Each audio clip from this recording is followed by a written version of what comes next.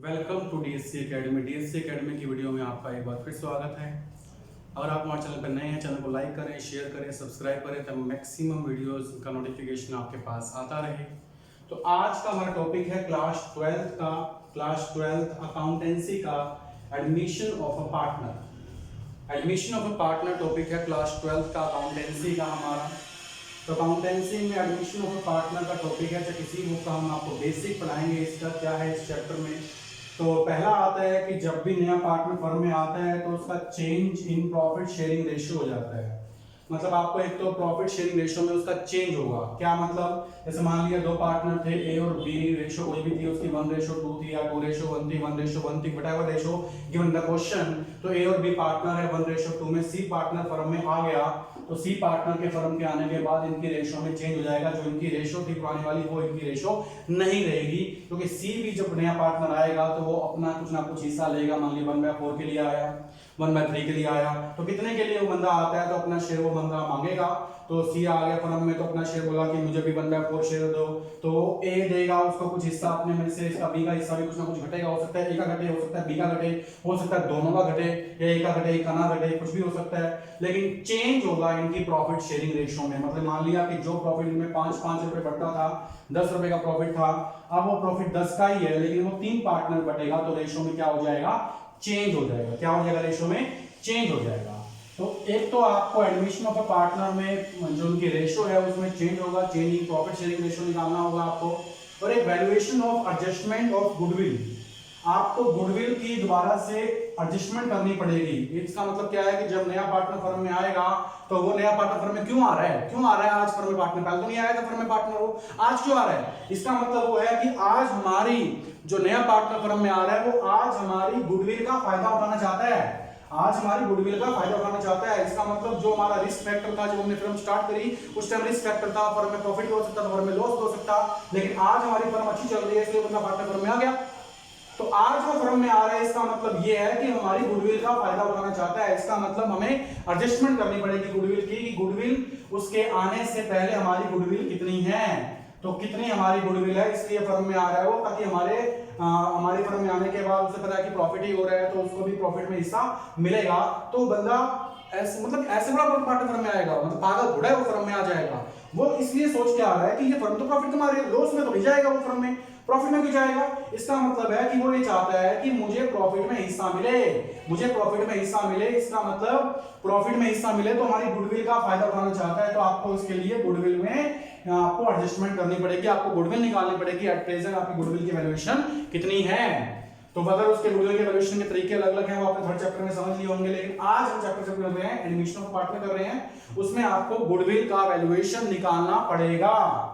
दूसरी बात है revaluation of assets and liabilities. Revaluation of assets and liability का मतलब है कि आज मान लिया 1 मार्च को हमारे 31 मार्च को हमारे अकाउंट क्लोज हो गए हैं और आज 1 जुलाई को नया पार्टनर फर्म में आ गया, हम उठा के कि हमें पार्टनर फर्म में बना लो, फर्म में अपना पार्टनर बना लो।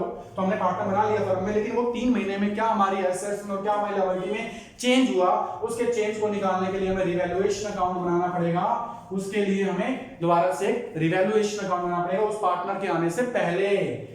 और adjustment of reserve and accumulated profit का मतलब है कि अगर मान लिया जो पुराने पार्टनर हैं ए और बी, उन्होंने अपनी प्रॉफिट में से कुछ हिस्सा निकाल के रिजर्व बनाया था, रिजर्व में प्रॉफिट का पैसा इकट्ठा रखा था या एक्यूमुलेटेड प्रॉफिट उनके पास था, मतलब पहले से कोई प्रॉफिट बचा हुआ था, अगर वो प्रॉफिट को नहीं बांटेंगे तो नया पार्टनर कहेगा कि प्रॉफिट मेरा भी है, मैं इसमें हिस्सा लूंगा। तो उसके आने से पहले ये जो रिजर्व है, ये जो प्रॉफिट है, ये ओल्ड पार्टनर आपस में बांट लेते हैं। तो इसका मतलब आपस में वो ओल्ड पार्टनर इसको आपस में बांट लेते हैं। तो आज के टॉपिक में मैं आपको न्यू रेशियो निकालना सिखा रहा हूं, न्यू रेशियो निकालना सिखा रहा हूं। अब न्यू रेशियो निकालने सिखाने के लिए बुक में अलग-अलग केसेस दे रखे हैं, first case, second case, third case, fourth case. Cases वगैरह का चक्कर में पढ़ोगे तो आपको समझ में नहीं आएगा। हां, स्टार्टिंग में केसेस के अकॉर्डिंग समझाया जाता है बच्चों को, लेकिन केसेस के अकॉर्डिंग चलोगे तो समझ में नहीं आएगा। एग्जाम में लिखा पड़ा आएगा कि ये एडमिशन पार्टनर का केस 1 है भाई, केस 2 है भाई, केस 3 है भाई, ऐसे पढ़ा है एग्जाम में लिखा हुआ आएगा भाई। तो आपको न्यू रेशियो निकालना सीखना पड़ेगा, बहुत ही आसान चीज है। आपको न्यू रेशियो कैसे निकालनी सीखनी है तो मैं आपको एक टॉपिक सिखाता हूं न्यू रेशियो निकालने का, कैसे आप न्यू रेशियो निकालते हो। तो let's start the finding of new ratio when the new partner admit in a partnership firm. मान लीजिए आपके पास 2 पार्टनर हैं ए और बी, 1:1 में 1:1 में, और सी पार्टनर फर्म में आया 1/4 के लिए आ गया, स्पॉस 1/4 के लिए आ गया, और ये कहता है कि न्यू रेशियो निकाल के दिखाओ कि इसकी न्यू रेशियो क्या होगी। अब इस केस में न्यू रेशियो कैसे निकालेंगे? आपको जब ये दे रखा हो कि नया पार्टनर फर्म में आया और कुछ कंडीशन गिवन ना हो कि भाई नया पार्टनर फर्म में आया, बस इतना ही गिवन हो, तो उस केस में न्यू रेशियो कैसे निकालेंगे? आज हमारा ये टॉपिक है न्यू रेशियो निकालने का, कि जब नया पार्टनर फर्म में आ रहा है और कुछ कंडीशन गिवन नहीं है, बस नया पार्टनर फर्म में आया, ratio whatever given the question, whatever ratio earning for the partner coming, मतलब पार्टनर किसी भी रेशियो के लिए आ रहा हो फर्म में, तो वो पार्टनर फर्म में आ रहा है, किसी भी रेशियो के लिए आ रहा है, उस पार्टनर को फर्म में आने के बाद कुछ कंडीशन गिवन नहीं है, वो किससे कितना हिस्सा ले रहा है, तो न्यू रेशियो कैसे निकालेंगे? तो देखते हैं कैसे करना है इसको। तो मान लेंगे लाइक टोटल प्रॉफिट है हमारा 1 रुपए का, पहले इसको दे दो, सी का शेयर कितना है 1/4, तो रिमेनिंग शेयर कितना बचाएगा 3/4 बच गया। मतलब सी फर्म में आया था 1/4 के लिए, उसको हमने 1/4 दे दिया पहले प्रॉफिट में से। अब जो बच गया इसमें किसका हिस्सा है? इसमें ए को भी मिलेगा और इसमें बी को भी मिलेगा, दोनों को मिलेगा ना इसमें। तो ए को कितना मिलेगा और बी को कितना मिलेगा? ए को इस प्रॉफिट में से अपना हिस्सा मिलेगा। ए का हिस्सा कितना है 1/2 और बी का हिस्सा कितना है 1/2। तो इस प्रॉफिट में से ए को 1/2 मिलेगा और बी को भी इस प्रॉफिट में से 1/2 हिस्सा मिलेगा। तो ए का नया प्रॉफिट क्या होगा? एज न्यू शेयर, ए का नया प्रॉफिट होगा इसका 1/2 हिस्सा, मतलब 3/8, और बी का नया शेयर क्या होगा? इसका 1/2 हिस्सा, मतलब 3/8। तो सी की तो वही न्यू रेशियो है जिसके लिए फर्म पार्टनर फर्म में आ रहा है 1/4 ही है ना। तो न्यू रेशियो क्या हुई इसकी 3/8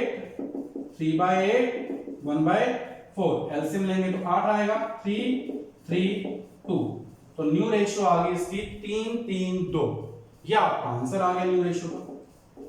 इट मींस कोई भी केस हो जब नया पार्टनर फर्म में आ रहा है और आपको न्यू रेशियो निकालनी हो, तो न्यू रेशियो निकालने का यही पैटर्न आपको यूज करना है। ये आपको बुक में देखोगे तो केस फर्स्ट दे रखा है, केस आपके पास फर्स्ट केस है, लेकिन आपको केस वाइज समझना है, समझिए। लेकिन केस वाइज समझोगे तो थोड़ा सा दिक्कत रहेगी। आप ये समझो कि जब नया पार्टनर फर्म में आ रहा है और कुछ कंडीशन गिवन नहीं है, तो आपको न्यू रेशियो निकालने के लिए ये सिंपल सा पैटर्न यूज करना है।